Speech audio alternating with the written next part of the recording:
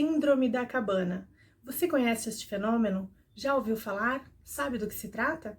Fique ligadinho, deixe o seu like e vem comigo para a gente falar sobre esse assunto que está super atual.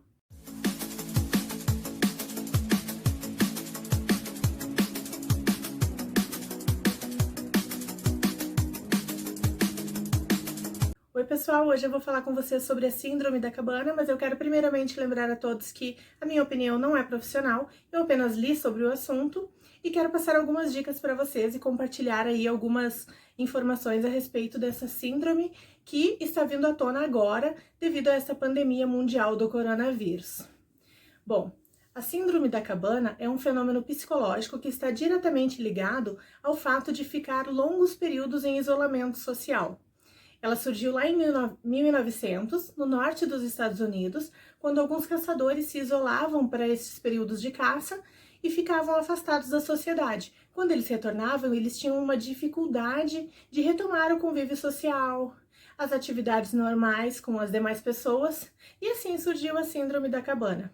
Hoje em dia, por causa do coronavírus, muita gente tem ficado isolada, né? Tem ficado afastada dentro de casa, e aí talvez não saiba lidar com esses sentimentos. A síndrome da cabana é um medo exagerado de retornar esse convívio social, e agora que a sociedade está em um momento de retomada das atividades, aquelas pessoas que precisam sair para trabalhar, que não têm essa oportunidade de ficar em casa, de se isolar completamente, precisam ficar atentas a esses tipos de sintomas.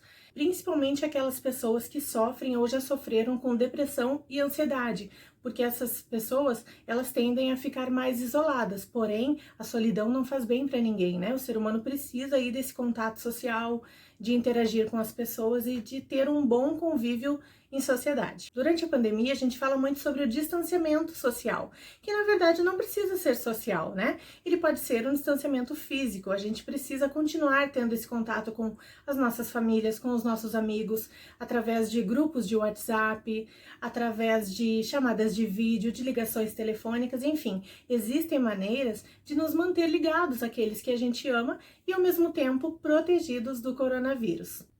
Mas alguns fatores também podem nos ajudar a evitar aí a tal síndrome da cabana. Praticar alguma atividade física em casa, a leitura, abrir as janelas todos os dias para que entre a luz solar, para que a gente tenha esse contato com o exterior, participar de cursos e palestras online, entre outras coisas que possam nos trazer conforto nesse momento tão difícil que a humanidade está passando. Bom, quem me acompanha sabe que eu fiquei durante alguns meses isolada dentro de casa, completamente isolada, claro, devido aos meus comprometimentos de saúde, né, ao risco que eu corro, né, e então eu fiquei isolada aí, e no começo de agosto eu precisei sair para fazer algumas consultas médicas. Lógico que foi uma decisão bem difícil de tomar, e aí a gente já percebe alguns sinais de medo exagerado, né, mas eu queria contar para vocês como foram essas minhas saídas. Eu acredito que foram 4 vezes. Inclusive, eu cancelei as 2 últimas consultas que não eram tão urgentes assim. Acabei deixando para depois da pandemia. Não tive... eu acabei optando por não fazer essas consultas agora. Cancelei também um exame. Eu tinha uma endoscopia digestiva para fazer, que é um exame que a gente faz sedada, então eu não me senti confortável para ficar desacordada em um ambiente hospitalar. Conversei com a minha reumatologista sobre esse meu desconforto, sobre esse meu receio, né, de ficar sem máscara. É um exame que a gente faz pela boca, então eu me senti muito exposta, né? E aí ela, né, entendeu os meus motivos. O exame não era urgente também e a gente resolveu cancelar e deixar para depois da pandemia, no momento em que eu me sinta mais segura. Mas assim, a primeira vez que eu saí foi para fazer um exame em um centro de diagnóstico por imagens. Eu lembro exatamente, nós paramos o carro a menos de 10 metros da entrada. Eu estava com o meu oxigênio no nível no nível mais elevado. E aí, eu fui caminhando em direção à recepção. Meu marido ficou no carro porque a gente não viu necessidade, né? E como o ideal é evitar realmente a aglomeração, ele ficou me esperando no carro. Eu cheguei em frente ao balcão da recepção, eu estava muito mais ofegante, eu não conseguia respirar, mesmo com o suporte do oxigênio. Claro, a máscara acaba prejudicando um pouco, mas eu tenho a questão do oxigênio, eu estava com ele no máximo. e ainda assim eu estava muito ofegante, eu simplesmente travei em frente à recepção. Eu não conseguia falar o que eu estava fazendo ali, tudo, e aí a recepcionista falou, calma, respira. E aí eu respirei tudo, tentei me concentrar, peguei meus documentos, apresentei para ela. Fiquei em um cantinho mais isolado, aguardando tudo, mas eu realmente senti medo de sentar nas poltronas. Eu tinha medo de encostar em qualquer coisa, eu assinava os papéis e já passava o álcool em gel. Então realmente eu acho que eu tenho esse medo um pouco exagerado, assim. Acho que eu tenho alguns indícios, mas claro, por conta do meu comprometimento da saúde.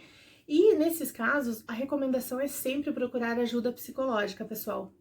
Então, eu não vou deixar de fazer isso, eu vou entrar em contato com a minha psicóloga, vou conversar com ela sobre isso tudo, até para que eu saiba enfrentar melhor esse momento, né? Porque eu não me sinto nem um pouco segura para sair, para nada. Então, assim, eu saí para essas consultas médicas apenas, essas 4 vezes lá em agosto. Durante as 2 semanas posteriores à última consulta, eu fiquei bem apreensiva, assim, claro, confiante de que eu tinha tomado todas as medidas preventivas, mas ainda assim eu fiquei, digamos, em observação, eu fiquei cuidando, né? E graças a Deus deu tudo certo, eu estou bem, tudo, né? Mas eu acho que eu tenho um medo um pouquinho exagerado, mas ao mesmo tempo também eu sei que para mim seria, né, uma questão muito difícil, né, lidar com a Covid se eu contraísse. Então eu não pretendo me colocar em risco até surgir a vacina e tudo mais, mas eu gostaria hoje de falar nesse vídeo que é muito importante a gente reconhecer esses sinais e reconhecer que a gente precisa procurar ajuda psicológica. Claro que a síndrome da cabana não é um distúrbio psicológico, nem uma doença mental, nem nada disso. Ela é apenas um fenômeno psicológico que é até comum, né? Devido às circunstâncias que nós estamos vivendo hoje.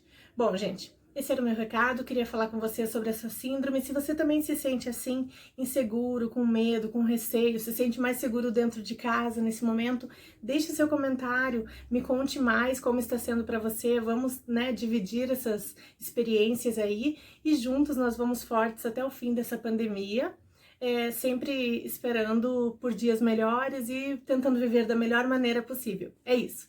Muito obrigada e até o próximo.